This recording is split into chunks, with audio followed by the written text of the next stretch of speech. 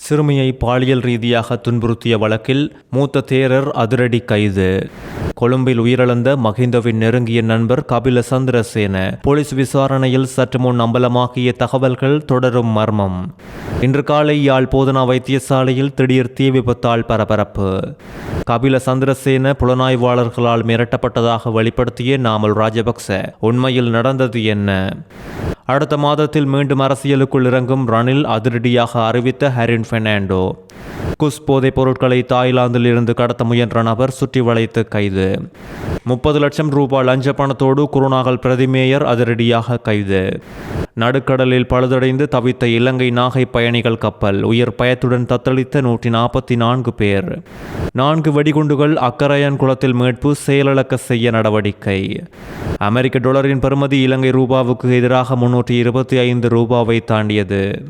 15 வயது சிறுமியொருவரை கடுமையான பாலியல் துஷ்பிரயோகத்திற்கு உட்படுத்திய சம்பவம் தொடர்பாக அட்டமஸ்தானாதிபதி பல்லேகம ஹேமாரத்ன தேரர் சற்று முன் கைது செய்யப்பட்டுள்ளார். 15 வயது சிறுமியை பாலியல் ரீதியாக துன்புறுத்திய குற்றச்சாட்டுகள் குறித்து அனுராதபுர அட்டமஸ்தானாதிபதி வணக்கத்திற்குரிய பல்லேகம ஹேமரத்ன தேரரை அதிரடியாக கைது செய்ய காவல்துறை நடவடிக்கை எடுத்த நிலையில் தனியார் மருத்துவமனை ஒன்றில் அவசர சிகிச்சை பிரிவில் சிகிச்சை பெற்றுக் கொண்டிருந்த போதே இந்த தேரர் கைது செய்யப்பட்டுள்ளார். அண்மையில் 22 இலங்கை பிக்குகள் போதைப் பொருள் கடத்திய குற்றச்சாட்டில் கைதாகிய சம்பவம் இலங்கையர்களை மட்டுமன்றி உலக நாடுகளையே திரும்பி பார்க்க வைத்த பரபரப்பு செய்தியாக இருந்த நிலையில் இப்பொழுது வெளியிடப்பட்ட அறிக்கையில் அனுராதபுர பிரதம நீதிபதி குறித்த பௌத்த துறவிக்கு வெளிநாட்டு பயண தடை விதித்ததோடு இவர் இலங்கையை விட்டு வெளியேறுவதை தடுக்க குடிவரவு அதிகாரிகளுக்கும் உத்தரவிட்டுள்ளதாக காவல்துறை தெரிவித்துள்ளது.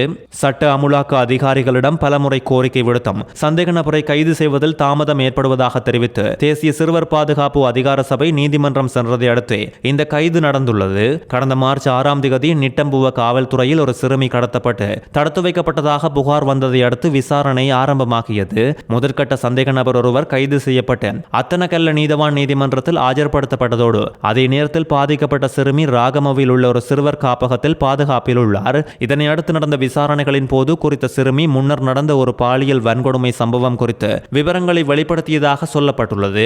கம்பகா பிரிவின் சிரேஷ்ட அதிகாரிகளின் மேற்பார்வையில் நிட்டம்புவ போலீஸ் மற்றும் பெண்கள் மற்றும் சிறுவர் பணியகத்தால் விசாரணைகள் ஆரம்பிக்கப்பட்டதாக போலீசார் அறிவித்துள்ளனர். நேற்று தேசிய சிறுவர் பாதுகாப்பு அதிகார சபை மூலம் பாதிக்கப்பட்டவரிடமிருந்து காணொலி ஆதாரங்களை பதிவு செய்ய அனுமதி கோரி போலீஸ் நீதிமன்றத்தில் மேலும் ஒரு அறிக்கையை சமர்ப்பித்துள்ளது. பல்லேகம ஹேமரத்ன தேரர் மற்றும் சிறுமியின் தாயார் ஆகியோரை இந்த வழக்கில் சந்தேக நபர்களாக நீதிமன்றம் குறிப்பிட்டதோடு இந்த துறவி வெளிநாடுகளுக்கு பயணம் செய்வதை தடுக்கும் உத்தரவையும் பிறப்பித்ததாக போலீசார் தெரிவித்துள்ளனர். குற்றத்திற்கு உடந்தையாக இருந்ததோடு பணத்திற்காக குழந்தையை விற்ற குற்றச்சாட்டுகளின் பேரில் 15 வயது சிறுமியின் தாயார் இன்று கைது செய்யப்பட்டதோடு அவர் அனுராதபுரம் நீதவான் நீதிமன்றத்தில் ஆஜர்படுத்தப்பட்ட பின்னர் வரும் மே 15 வரை விளக்கமறியலில் வைக்கப்பட்டுள்ளார். முன்னுதாரணமாக இருக்க வேண்டிய பிக்குகள் இவ்வாறு முகம் சுளிக்கும் செயல்களில் ஈடுபடுவது அதிருப்தியை உண்டாக்கியுள்ளதோடு கடும் விமர்சனங்களுக்கும் உள்ளாகியுள்ளது.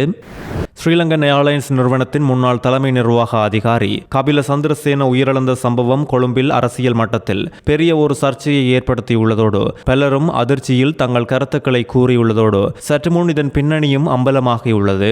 கபில சந்திரசேன உயிரிழப்பதற்கு முதல் நாள் இரவு நீண்ட நேரம் தனது சட்ட வழக்குகள் குறித்து வழக்கறிஞர்களோடு கலந்துரையாடி வந்ததாக விசாரணையில் அம்பலமாகியுள்ளது.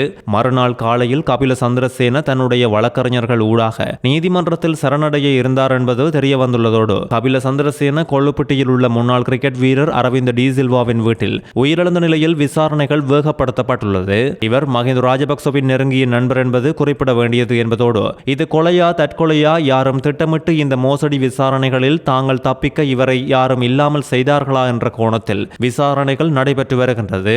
நேற்று காலை இவர் தங்கியிருந்த அறை நீண்ட நேரமாக திறக்கப்படாத காரணத்தால் குடும்பத்தினர் கதவை உடைத்து பார்த்த நேரம் அறைக்குள் சடலமாக மீட்கப்பட்டுள்ளார். 2013ஆம் ஆண்டு 14 ஏர்பஸ் விமானங்களை கொள்வனவு செய்ததில் $2 மில்லியன் லஞ்சம் பெற்றதாக இவர் மீது குற்றம் சுமத்தப்பட்டுள்ளது. கொழும்பு ரோயல் கல்லூரியின் பழைய மாணவரான இவர் ஸ்ரீலங்கா டெலிகாம் மற்றும் மிகின்லங்கா ஆகிய நிறுவனங்களிலும் உயர்மட்ட பதவிகளை வகித்தார் என்பதும் குறிப்பிட வேண்டியது. இன்று அதிகாலை யாழ்ப்பாணம் போதனா வைத்தியசாலையில் பெரிய தீ விபத்து உண்டாகியதோடு திடீர் தீ விபத்து வைத்தியசாலையின் மருந்து களஞ்சிய சாலையில் உண்டாகியுள்ளது. யாழ் மாநகர சபையின் தீயணைப்பு படையினர், வைத்தியசாலை ஊழியர்கள், பாதுகாப்பு தரப்பினர் மற்றும் போலீசார் என பல தரப்பினரும் இணைந்து தீயை அணைக்க முயற்சி செய்துள்ளனர். சேத விவரங்கள் மற்றும் தீ பரவலுக்கான காரணம் குறித்து மேலதிக தகவல்கள் இன்னும் வெளியாகவில்லை என்பதோடு சம்பவம் குறித்து மேலதிக விசாரணைகள் நடைபெற்று வருகின்றது. முன்னாள் ஸ்ரீலங்கா ஏர்லைன்ஸ் தலைமை நிர்வாக அதிகாரி கபில சந்திரசேன தற்கொலை செய்து கொண்டதாக சொல்வதற்கு முன்னர் புலனாய்வு அதிகாரிகளால் அழுத்தத்துக்கு அச்சுறுத்தலுக்கும் உள்ளாக்கப்பட்டதாக எதிர்க்கட்சி நாடாளுமன்ற உறுப்பினர் நாமல் ராஜபக்ச இப்பொழுது குற்றம் சாட்டியுள்ளார். நாமல் ராஜபக்ச ஊடக சந்திப்பில் முன்னாள் ஜனாதிபதி மஹிந்த ராஜபக்ச மற்றும் அவரது குடும்ப உறுப்பினர்களை குற்றம் சாட்டும் வகையிலான வாக்குமூலங்களை அளிக்குமாறு சந்திரசேன மீது புலனாய்வாளர்களால் அழுத்தம் கொடுக்கப்பட்டதாக தெரிவித்துள்ளார். புலனாய்வாளர்கள் விரும்பியதாக கூறப்படும் வாக்குமூலங்களை பெறும் முயற்சியில் சந்திரசேனவுக்கு சிறை தண்டனை விதிக்கப்படும் என அச்சுறுத்தப்பட்டதாகவும் அதிகாரிகளால் மனரீதியாக துன்புறுத்தப்பட்டதாகவும் நாமல் ராஜபக்ச குற்றம் சாட்டியதோடு காவல்துறை மற்றும் புலனாய்வு அமைப்புகள் உள்ளிட்ட அரச நிறுவனங்களை அரசாங்கம் அரசியல் நோக்கங்களுக்காக தவறாக பயன்படுத்துவதாகவும் இதன்போது குற்றம் சாட்டியுள்ளார். தவறு செய்ததாக குற்றம் சாட்டப்பட்ட எவரும் நியாயமான விசாரணைகளை எதிர்கொள்ள வேண்டும் என்பது சரி. ஆனால் விசாரணைகளின் போது அச்சுறுத்தல், மிரட்டல் மற்றும் கட்டாயப்படுத்தல் போன்றவற்றை பயன்படுத்தக்கூடாது என்று ராஜபக்ச தெரிவித்துள்ளார். அரசு தரப்பில் இருந்து இந்த சம்பவம் குறித்து இந்த கட்டத்தில் எந்த ஒரு திட்டவட்டமான முடிவையும் எடுக்க முடியாது என்று பொது பாதுகாப்பு அமைச்சர் ஆனந்த விஜயபால இப்பொழுது தெரிவித்துள்ளார். பிரேத பரிசோதனை இன்று நடைபெறவுள்ள நிலையில் பரிசோதனைக்கு பின்னே உறுதியான முடிவை வெளியிட முடியும் என்று அமைச்சர் தெரிவித்துள்ளார். ஆனந்த விஜயபால இது குறித்து மேலும் தெரிவிக்கையில், மரணம் தொடர்பான விசாரணைகள் ஏற்கனவே ஆரம்பமாகிவிட்டது என்றும் பிரேத பரிசோதனை தற்போது நடைபெற்று வருகின்றது. அதை அடுத்தே உண்மை காரணத்தை நீதித்துறை மருத்துவ அதிகாரிகள் தெளிவுபடுத்துவார்கள் என்றும் தெரிவித்துள்ளார். மறுநாள் காலையில் கைது நடவடிக்கை மேற்கொள்ள திட்டமிட்டிருந்ததால் முதல் நாள் இரவில் இப்படியொரு சம்பவம் நடக்கும் என்று காவல்துறை எதிர்பார்க்காமல் இருந்திருக்கலாம் என்றும் அவர் இதற்கு முன்னர் காவலில் இருந்து விடுவிக்கப்பட்டவர், மேலும் இது குறித்த நீதிமன்ற உத்தரவும் நடைமுறையில் இருந்தது என்றும் தெரிவித்துள்ளார். இந்த விவகாரம் குறித்து நீங்கள் காவல்துறை தலைமை ஆய்வாளரிடம் விளக்கம் கோர வேண்டும் என்று கூறிய அமைச்சர், இந்த கட்டத்தில் உறுதியான கருத்தை தெரிவிக்க முடியாது. பிரேத பரிசோதனை இன்று முடிந்த பின்னரே அறிக்கை வெளியிட முடியும் என்றும் தெரிவித்துள்ளார்.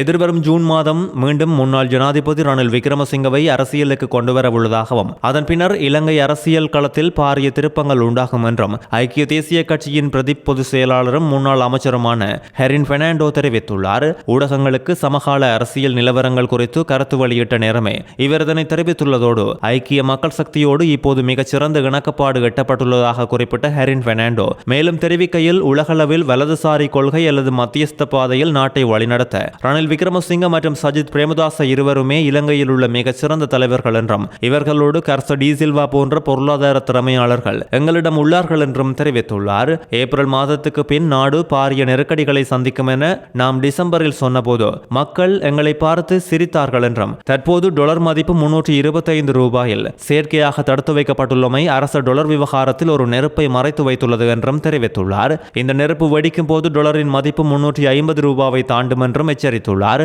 உலக போரினால் தான் விலை உயர்வு என சொல்லப்படுவதை இவர் மறுத்ததோடு இந்தியா அல்லது பங்களாதேஷில் இல்லாத விலை உயர்வு இலங்கையில் மட்டும் ஏன் என்றும் கேள்வி எழுப்பியுள்ளார். எரிபொருள் வரிசையில் நின்று கொண்டு அரசாங்கத்துக்கு ஆதரவாக கதைக்கும் சிலரின் அறியாமையால் தான் நாடு இந்த நிலைக்கு தள்ளப்பட்டுள்ளதாகவும் இவர் சாடியுள்ளதோடு தொடர்ந்து 2 முறை தவறு செய்துவிட்டோம் என்பதை மக்கள் இப்போது உணர்கின்றார்கள். அடிப்படை தேவைக்கே திண்டாடும் காலம் பெறும்போது இன்று அரசுக்கு ஆதரவாக பேசும் வீண் பேச்சுக்களுக்கு பதில் கிடைத்துவிடும் என்றும் நாம் தற்போது அமைதியாக எல்லாவற்றையும் வேடிக்கை பார்த்து கொண்டிருக்கின்றோம் என்றும் ஹெரின் பெர்னாண்டோ தெரிவித்துள்ளார். அரசாங்கத்துக்கு 40 மில்லியனுக்கும் அதிகமான இழப்பை உண்டாக்கிய குற்றச்சாட்டுகளின் பேரில் முன்னாள் SLPP வெலிகம பிரதேச சபை தலைவர் தயா புஷ்பகுமார பட்டகே வரும் 19ஆம் தேதி வரை விளக்கமறியலில் வைக்கப்பட்டுள்ளார். லஞ்ச ஊழல் குற்றச்சாட்டுகள் குறித்த விசாரணை ஆணைக்குழுவின் கோரிக்கையை அடுத்தே கொழும்பு மேலதிக நீதவான் லியன் வெரசவிதான நேற்று குறித்த உத்தரவை பிறப்பித்துள்ளார். லஞ்ச ஆணைக்குழுவின்படி ஊழல் தொடர்பான 4 குற்றச்சாட்டுகள் மீதான விசாரணைகளுக்கு பின் சந்தேக நபர் கைது செய்யப்பட்டுள்ளார். கம்புரு கம்முவை சேர்ந்தவரும் அரசியல் செயற்பாட்டாளருமான இந்த பட்டகே அரசாங்க அதிகாரியாக பணியாற்றிய போது தனக்குத்தானே சலுகைகளை எடுத்து நிதி இழப்பை ஏற்படுத்தியதாக அதிகாரிகள் நீதிமன்றத்தில் அம்பலப்படுத்தியுள்ளனர். தேசிய மக்கள் சக்தி ஆட்சி அமைத்துள்ள குருநாகல் மாநகர சபையின் பிரதிமேயர் பத்திரமுல்லை பகுதியில் வைத்து லஞ்ச ஊழல் விசாரணை ஆணைக்குழுவின் அதிகாரிகளால் அதிரடியாக சுற்றி வளைத்து கைது செய்யப்பட்டுள்ளார். 30 லட்சம் ரூபாய் லஞ்ச பணத்தை வாங்க முற்பட்ட போதே சந்தேக நபர் கைது செய்யப்பட்டுள்ளதோடு குருநாகல் பேருந்து நிலையத்தை துப்புரவு செய்தல் மற்றும் பொதுமலசல கூடத்தை துப்புரவு செய்தல் ஆகியவற்றுக்கான ரெண்டரை வழங்குவதற்காக பிரதி மேயர் குறித்த லஞ்ச பணத்தை கோரியுள்ளதாக தெரிவிக்கப்பட்டுள்ளது. குறித்த டெண்டரை வழங்குவதற்காக 30 லட்சம் ரூபாய் மற்றும் மாதாந்தம் தலா 5 லட்சம் ரூபாய் வீதம் கோரப்பட்டுள்ளதோடு முதற்கட்டமாக 30 லட்சம் ரூபாவை வாங்க சென்ற போதே பிரதி மேயர் இவ்வாறு சுற்றி வளைத்து கைது செய்யப்பட்டுள்ளார். கைது செய்யப்பட்ட பிரதி மேயரை இன்று புதுக்கடை நீதவான் நீதிமன்றத்தில் முன்னிலைப்படுத்த உள்ளதாக லஞ்ச ஊழல் விசாரணை ஆணைக்குழுவின் அதிகாரிகள் தெரிவித்துள்ளனர். அகில இலங்கை மக்கள் காங்கிரஸ் சார்பாக குருநாகல் குருநாகல் மாநகர சபைக்கு தெரிவான இவர் பின்னர் சபையில் ஆட்சி அமைப்பதற்காக தேசிய மக்கள் சக்திக்கு ஆதரவு வழங்கியதை அடுத்து பிரதி மேயராக பதவியேற்றமை குறிப்பிட வேண்டியது. இந்த ஆண்டுக்கான முன்மொழியப்பட்ட விசேட மின்சார கட்டண திருத்தம் இன்று அறிவிக்கப்பட உள்ளதாக பொது பயன்பாடுகள் ஆணைக்குழு தெரிவித்துள்ளது. இந்த ஆண்டின் 2ஆம் காலாண்டிற்கான மின்சார கட்டணத்தை உயர்த்தும் வகையில் திருத்தப்பட்ட மின் உற்பத்தி செலவு மதிப்பீடு தேசிய முறைமை இயக்குநர் நிறுவனத்தால் அண்மையில் ஆணைக்குழுவிடம் சமர்ப்பிக்கப்பட்டிருந்தது.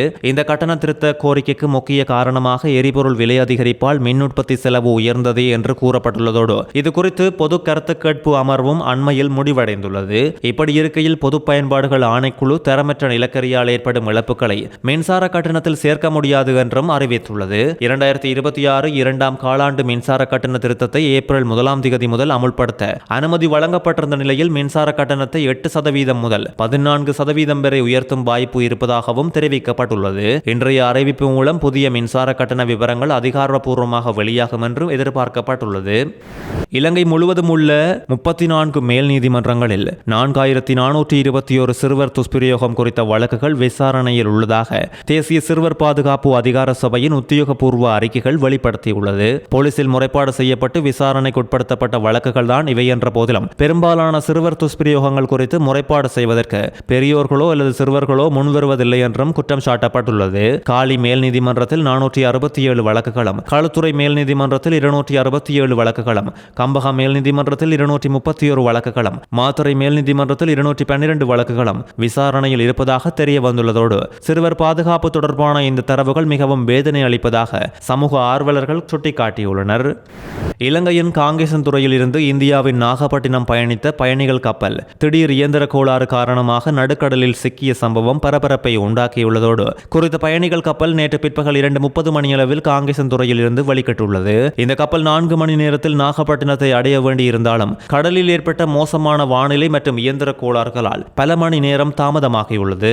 2 நாடுகளுக்கும் இடையிலான பயணிகள் தொடர்பை வலுப்படுத்தும் நோக்கில் யாழ்ப்பாணத்தின் காங்கேசன்துறை மற்றும் தமிழ்நாட்டின் நாகப்பட்டினம் இடையிலான குறித்த பயணிகள் கப்பல் சேவை மீண்டும் ஆரம்பிக்கப்பட்டிருந்த நிலையில் இந்த சம்பவம் பதிவாகியுள்ளது. 144 பயணிகளோடு சென்ற கப்பல் நாகப்பட்டினம் கடற்கரையில் இருந்து 2 கடல் மைல் தூரத்தில் உள்ள கல்லார் பகுதியில் சென்றபோது இயந்திரத்தில் திடீர் பழுது ஏற்பட்டுள்ளமை தெரிய வந்துள்ளது. இதையடுத்து இந்திய அதிகாரிகள் மற்றும் உள்ளூர் மீனவர்கள் சேர்ந்து மீட்பு பணியில் ஈடுபட்டதோடு கப்பல் மெதுவாக இழுத்து நாகப்பட்டினம் துறைமுகத்துக்கு கொண்டு செல்லப்பட்டதோடு சம்பவத்தில் பயணிகள் அனைவரும் பாதுகாப்பாக இருப்பதாக தெரிய வந்துள்ளது. அமெரிக்க டாலரின் விற்பனை விலை நாளுக்கு நாள் அதிகரித்து வருவது அவதானிக்கப்பட்டுள்ளதோடு இந்த வகையில் அமெரிக்க டாலரின் விற்பனை விலை நேற்று 325 ரூபாவை தாண்டியுள்ளதாக இலங்கை மத்திய வங்கி தெரிவித்துள்ளது. நேற்று முன்தினம் 324 ரூபாவாக இருந்த அமெரிக்க டாலரின் விற்பனை விலை நேற்று 325 ரூபாவாக அதிகரித்துள்ளதோடு நேற்று முன்தினம் 317 ரூபாவாக இருந்த அமெரிக்க டாலரின் கொள்வனவு விலையும் நேற்று 317 ரூபாவாக அதிகரித்துள்ளது. 2024ஆம் ஆண்டு ஜனவரி மாதம் 22ஆம் தேதிக்கு பின்னர் முதன்முறையாக ரூபாவின் விற்பனை விலை நேற்று 325 ரூபாய் என்ற பெறுமதியை தாண்டியுள்ளதோடு 2026ஆம் ஆண்டின் முதல் 4 மாதங்களில் இலங்கை ரூபாவின் மதிப்பு அமெரிக்க டாலருக்கு நிகராக 2.9% சரிந்துள்ளதாக இலங்கை மத்திய வங்கி தெரிவித்துள்ளது. அக்கரையங்குளம் போலீஸ் பிரிவுக்குட்பட்ட வெண்ணேரிக்குளம் பகுதியில் 4 வெடிகுண்டுகள் கண்டெடுக்கப்பட்டுள்ளதோடு போரின் போது இவை பயன்படுத்தப்பட்டிருக்கலாம் என சந்தேகம் வெளியிடப்பட்டுள்ளது. நேற்று முன்தினம் ஜெய்புரம் போலீஸ் நிலையத்தில் ஹலோ ட்ரஸ்ட் கன்னிவெடி அகற்றும் நிறுவன அதிகாரிகளால் இது குறித்த முதற்கட்ட தகவல் வழங்கப்பட்டும் குறிப்பிட்ட பகுதி அக்கராயன்குளம் போலீஸ் பிரிவுக்குட்பட்டது என்பதால் அதன் அடிப்படையில் உரிய நடவடிக்கைகள் முன்னெடுக்கப்பட்டது. நேற்று மதியம் 2:30 மணியளவில் ஹலோ ட்ரஸ்ட் அதிகாரிகள் கொடுத்த தகவலின் அடிப்படையில் அக்கரையன்குளம் போலீஸ் நிலைய அதிகாரிகள் சம்பவ இடத்துக்கு விரைந்து சென்று குறித்த 4 குண்டுகளையும் மீட்டுள்ளனர். இப்பொழுது மீட்கப்பட்ட குண்டுகள் பலத்த பாதுகாப்பு வலயத்திற்குள் வைக்கப்பட்டுள்ளதோடு சம்பவம் குறித்து இன்று கிளிநொச்சி நீதவான் நீதிமன்றத்தில் அறிக்கை சமர்ப்பிக்கப்பட்டது.